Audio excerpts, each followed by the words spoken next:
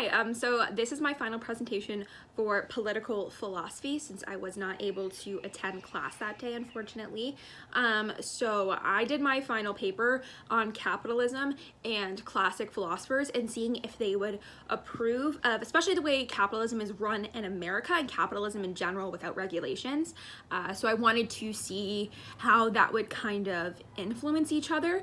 The reason why I did this is actually because I'm a philosophy and a sociology major. So with that, I have a lot of knowledge from sociology about very practical aspects of our society and how our society treats people, what we do, how we pay people, our view of labor and all those kinds of things. So all of that has definitely influenced me in the sense that I think that capitalism is definitely not the ideal way to run our society. And not only is it not the ideal way, but people are suffering due to it.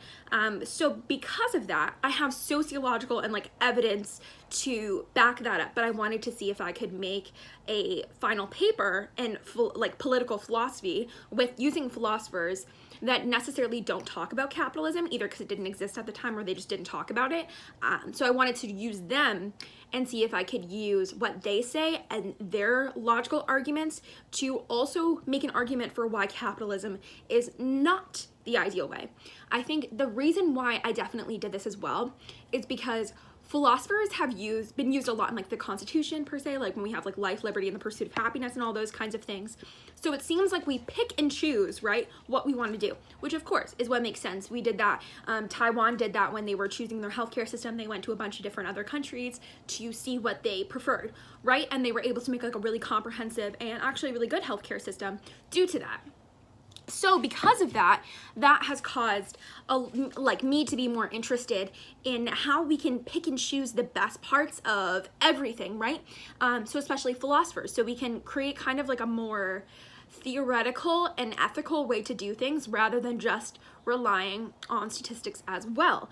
But with that being said, like I was saying, a lot of times philosophers don't do that when it came, or a lot of time politicians would take from philosophers and they wouldn't actually imply the ideas of the philosophers, but they would actually only talk about what they wanted to get their agenda going, right? And the agenda in capitalism is to gain wealth, whoever is wealthy to keep them in wealth. And we know in America, it was founded by a bunch of white men, so they wanted to keep their wealth and make sure that they were staying wealthy. So anyone who they brought over, or anyone who they let into the country, they wanted to make sure that they were still in power and that everyone else would kind of be below them, right? And that was the whole goal. So when they put that into the Constitution and all those kinds of things, that was the goal. So it's interesting, and we want to see if we're able to make a more ethical, philosophical argument for against what they did, right? And make it so it's a little bit more comprehensive rather than just talking about life, liberty, and the pursuit of happiness,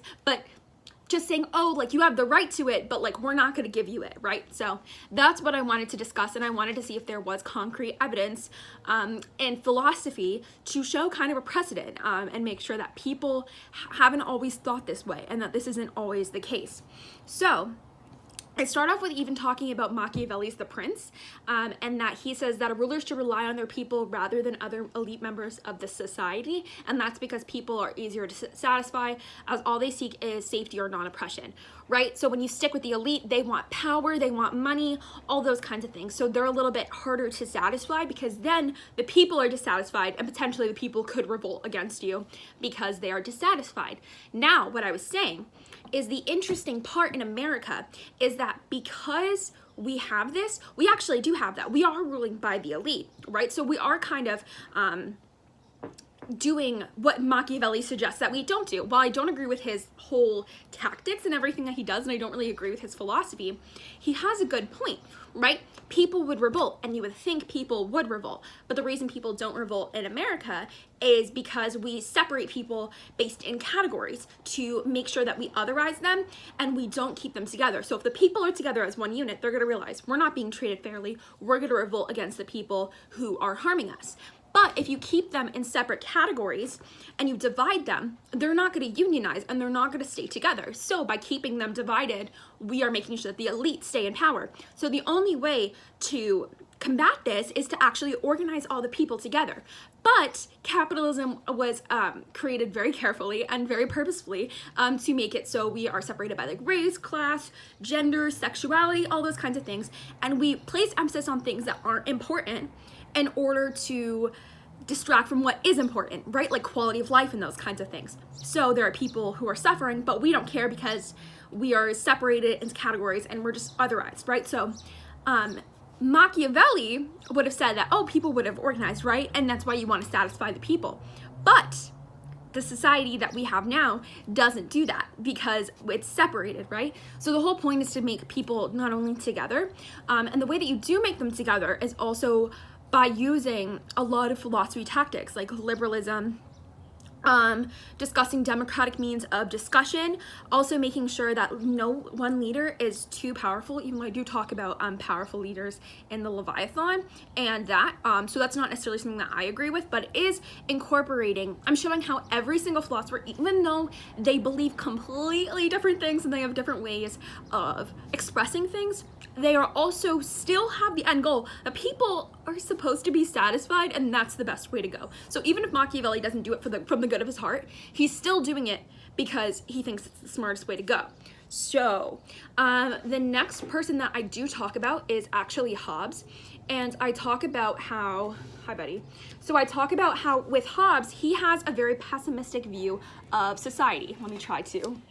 In his pessimistic view of society, there is still a reason and a place for this idea of capitalism, right? And making sure that capitalism is not the way to go. So for Hobbes, he actually says that there's a totalitarian thing, all that kind of stuff. So the state of nature, he says people avoid the state of nature and they want to get out of the state of nature and they surrender some rights in order to form a government and have safety and have protection of their resources, right? Because in the state of nature, the whole idea is that you're having to protect your resources, you're having to fight against people from stealing your resources, and you don't want that, right? That's uncomfortable. So the thing is, it's asking whether, my question is capitalism and current state of America worse than the state of nature? So in the state of nature, or at least equal to it, right? So in the state of nature, you're protecting your resources. In capitalism, I would suggest you're doing the exact same thing. So not only are the elite members of society like protecting their resources through their laws and everything, the poor people don't have the opportunity to protect their resources. So by resources, I also mean labor. The reason why I consider labor a resource, it is an exchange, right? It is an exchange of your labor for currency. And that goes back to even when we were doing trading rather than currency. That's still an exchange of resources. So you're exchanging your resource, but you're not really getting much in return. It's proven through many studies, including one, I think that it was Bernie Sanders. He said in his essay, in his book, he says that a lot of Walmart workers, majority of Walmart workers, are actually still on social welfare. So they are on these government assisted programs because they are not making enough money because Walmart is not paying them enough. So even though they are working, they don't have enough to survive. So people are trading in their resources and they're trying to protect their resources by like actual physical resources like food, water, shelter, and also basic things. No one should just be limited to the bare necessities. If other people are living in like opulence, so people are trying to protect their bare necessities and all those kinds of things, but they aren't able to do so because the people in power, they're like, so think of them as like a unit, right? And they have a more powerful army and they're able to just kind of storm over and take all your resources anyways, and they leave you with nothing.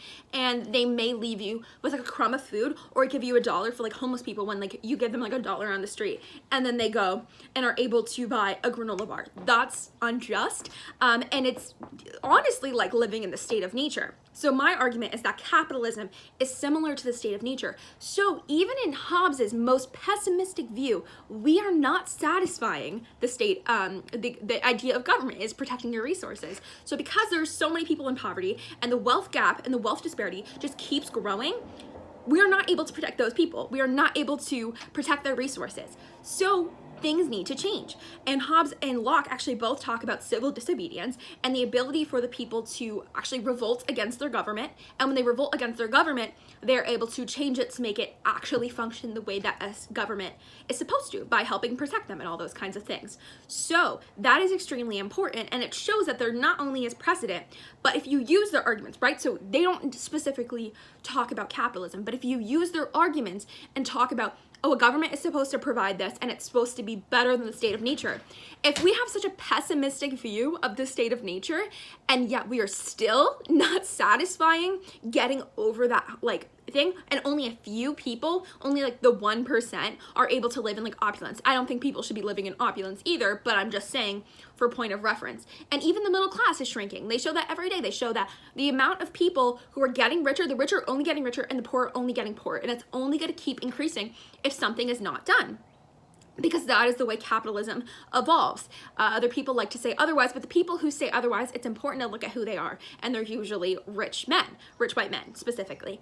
And that's extremely important because they are protecting their own assets. So you need other voices, not even just me, but you need other voices to say, oh, this is not working. You guys are saying this because you're trying to protect your power. If you look at the basic arguments of some of the oldest philosophers, you see that this is not the case. Their arguments show that this is not the case. So you guys are able to use them for small parts and writing your constitution, but you're not able to actually apply what their basic ideas were into the government, and that is on the basis of protecting your own property that you don't even deserve to have because you are treating people so horribly, right? So that's my whole argument with Hobbes and Locke.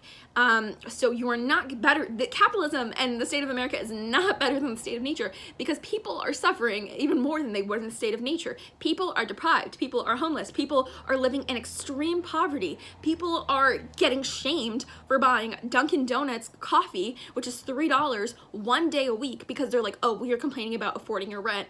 $3 is not going to make a difference in the long scheme of things, right? So that's also the case. Now, so I talk about the difference between an optimist and a pessimist having similar ideas in the grand scheme of things. So now I also talk about Shae-lyn and his use of units of measurement and the idea of accepting versus rejecting. So Shae-lyn says it's harder to or not accept things than it is to not reject things, right? Those are both negatives. But when you don't accept something, you're, oh, I don't accept your religion. Not only does it sound rude, but it also is just like not a good way of communication. When you say, oh, I don't reject your religion, that's like a little bit easier. So when you put that in terms of capitalism, you could say, oh, I don't reject the idea of having a market-based system. Not saying that's how I feel, but you could say, oh, I don't reject the idea of a market-based system, but I can't accept, we have already proven time that capitalism is not good, right? And that people are suffering. And if people are suffering, and as he talks about, he is really into moral immorality and how you have to move past desire and you have to do everything for the moral good. So with contractualism, it's a little bit different than utilitarianism. So it's utilitarianism is, oh, are the majority of people happy? We don't want that, because you can also be tricked into thinking that you're happy, right? And that's not really the case. So this is more about morality and your individual morality. How are you doing? Are you being a moral person? Is this good? And if it's not, you're not good. Like this is not the case, right? So your moral well-being is more important in contractualism and the individual implications of your actions and all of those kinds of things. So with the unit of measurement and the idea of accepting versus rejecting, you can say, oh, well, I'm open to listening to your ideas about a market-based system, but clearly the way that we have it right now is not working. So if you're going to talk about that, you have to talk about how you're going to fix all these issues, and don't just say like the trickle-down effect, because that is proven not to work. We have done that. It doesn't work. So let's move on and let's get to a more intelligent and different response, right? Because it's not working. And that helps people, and maybe it'll help bridge the gap between people who believe certain things and people who don't, if you are interested in going into that kind of route of doing things.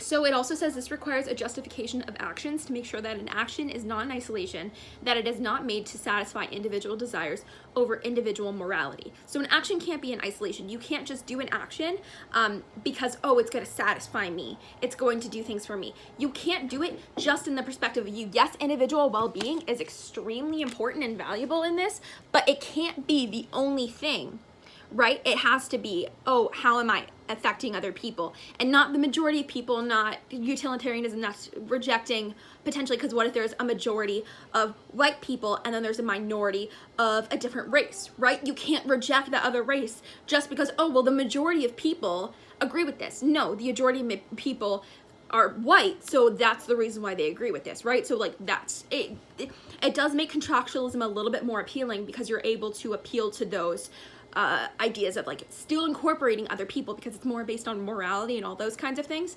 And morality, I think it's very self-evident that a moral society is not one that allows people to be poor and sleep on the street while people are living in, they have multiple mansions in different states and they have them in different countries that they're able to go visit all the time. That's not a moral society, and that is very self-evident. So to Shae-lyn, this is pretty obvious. He doesn't, like I said, he doesn't speak on capitalism, but it is important to make that distinction. So the last philosopher that I discussed was John Rawls, and in the Law of Peoples, his book, and how, first of all, the Law of Peoples, according to Rawls, means a particular conception of right and justice that applies to the principles and norms of international law and practice. So pretty much we owe justice to each other, and we have duties to each other based on the fact that we are in a society. So it's not arguing whether or not we should be in a society and government should be a thing. It's arguing that because we are in a society, we owe things to each other. So with that being said, because we owe things to each other, we owe justice and duties and everything to each other.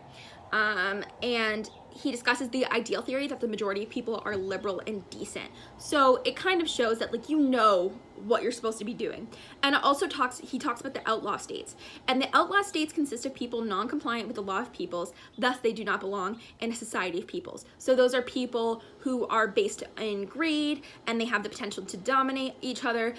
So the wealth, these people with the wealth are rational enough to develop profits, but they're not reasonable since they don't care about others. So this clearly shows where Rawls stands. So he pretty much is speaking exactly about capitalism. So capitalists have the wherewithal to accumulate all of this wealth, but then they keep it, right? And they're not reasonable because they don't spread it out, they don't distribute their wealth. And that's not talking about a billionaire like Bill Gates giving out a couple $1 billion or giving out $1 billion, because he's still a billionaire at the end of the day, right? And even if you're a millionaire and you see people are suffering on the street, is that just? Is that good? Is that moral? Obviously not, and that's not a liberal and decent society. So our whole government is based off of this. So technically, according to Rawls, our whole government is an outlaw state, and the people who are in control don't belong in a liberal and decent society. So that clearly shows where he stands. So once again, that is a huge precedent, and that's a very, very important distinction. So just as Hobbes and Locke state, the people have every right to engage in civil disobedience to combat this. So if the government is not serving the people, they need to fight it against it to create a society of liberal and decent people who understand the importance of morality over desire. So that was me including every single one of these. So if you talk about Hobbes and Locke, they talk about civil disobedience and how the government is meant to serve the people and provide them basic protection. If you talk about Shae-lyn, he talked about units of measurement and also how to, what was the other thing? And how you should take accountability for your actions. And then he had the whole morality over desire aspect. And then Rawls was the one who talked about the conception of justice and liberal and decent people and the outlaw states. So if you combine all of those, there's a huge philosophical precedent. And the last thing that I want to talk about, because I thought this was extremely interesting, and I do think it needs a little bit more elaborating than I was able to do in my paper, just because I think it would be interesting as its own paper. I think a bunch of the topics, I wish I would have been able to go more into depth with them, but with the time span that you have for writing this paper, I wanted to also make sure it was clear and concise, and that I wasn't doing a paper where I went off on a tangent every single page, which I definitely could have done and I did not want to do. So I talked about automation in the United States, so how a lot of jobs are already becoming automated.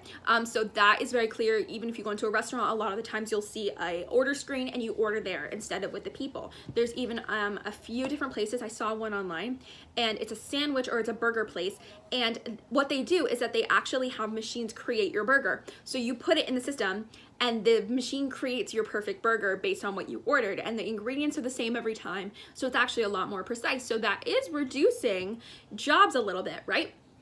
So as with this reduction of jobs, that actually leads to more academic pursuits and people are able to go to university. However, this is only if we do a distribution of the wealth a little bit more. So if people aren't doing these jobs, how are they going to make their money? Are people going to pay them for their academic pursuits? Are they going to pay them for learning about how to be a better and more moral society? They should, right? But that might not necessarily be the case, because the people who own the factories and the people who own all the automated things, which we already know about conglomerates and how even the huge media conglomerates, there's like a company, other companies always merge, right? And they always want to create bigger things just under the status of monopoly so they don't get in trouble.